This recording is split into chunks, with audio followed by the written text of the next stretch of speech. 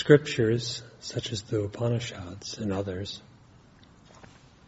declare that to be endowed with the conceptions of I and mine constitutes bondage,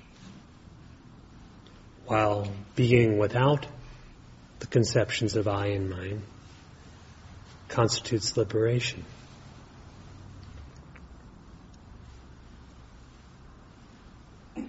What does it mean? Does it mean that there are two states for the self, bondage and liberation?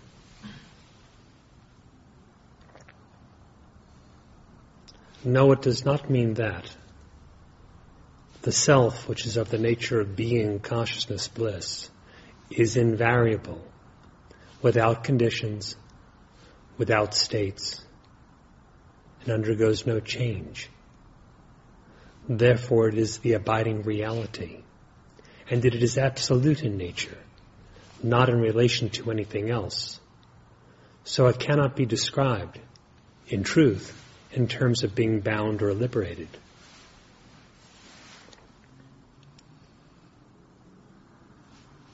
But when you imagine that your existence, which is infinite, formless, and undifferentiated, is some kind of entity, an I, such as bondage. And when you claim something as your own, mine, such as bondage. When there is the conception, I am what I think, I am the body,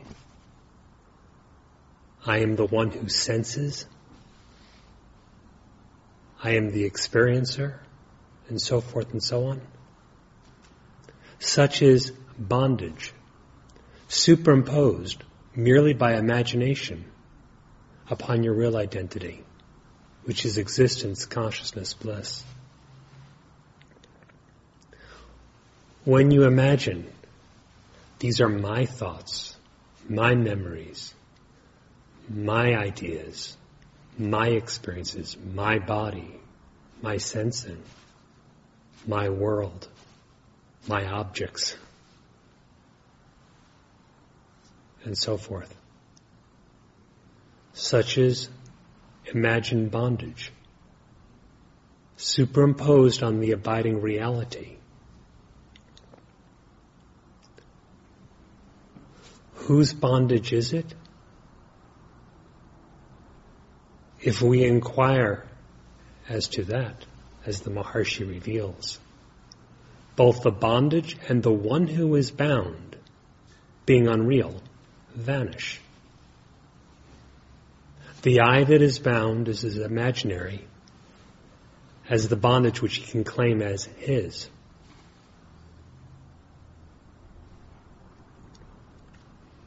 What then is liberation?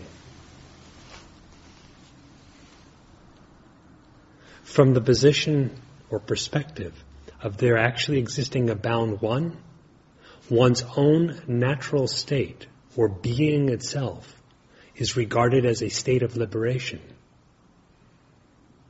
as if it were something other, to whatever degree, even slight, than oneself. This is because the identity has been falsely taken up as the bound individual, the I, who can have my state of bondage and my state of liberation. The view for liberation pertains to truth, but the stand as the individual is entirely false. If you inquire, who is it that appears as the individual? The individuality, being only superimposed by imagination, disappears. And what was previously regarded as the state of liberation is self-revealed as the very nature of your own being.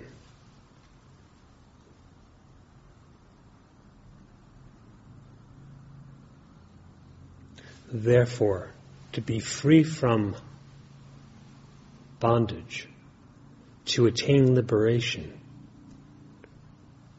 what is required is the deepest knowledge of your own existence. It is in this knowledge of your own existence that we can say that there is no bondage to be destroyed and no liberation to be attained. What is pivotal in the inquiry is the examination of the one who would experience either of these states.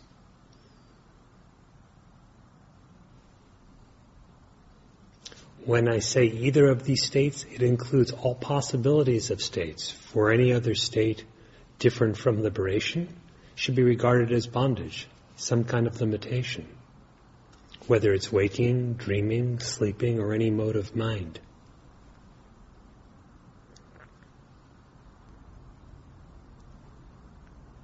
Who is it within you that feels I?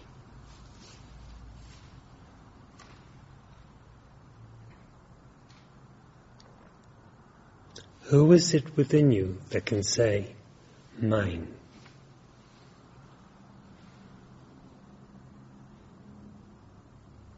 Even to the extent that we regard something as existing apart from ourselves and do not exercise a gross form of possession over it, still it is my experience, my perception. Who is it that says, mine?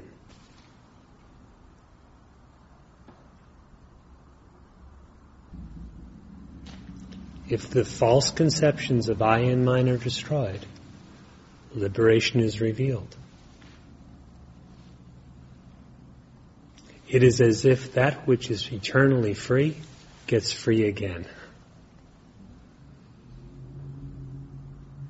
Well, it has always been free. The wrong identity ceases.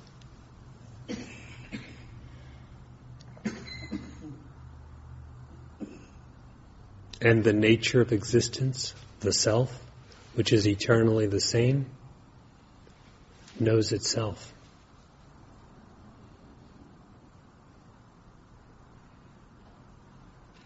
Your nature is the formless being, the space-like consciousness,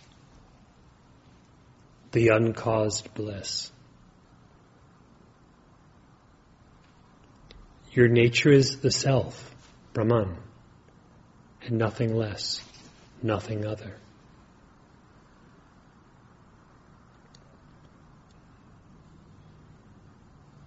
If your experience seems to be otherwise, examine the you or the your in that experience.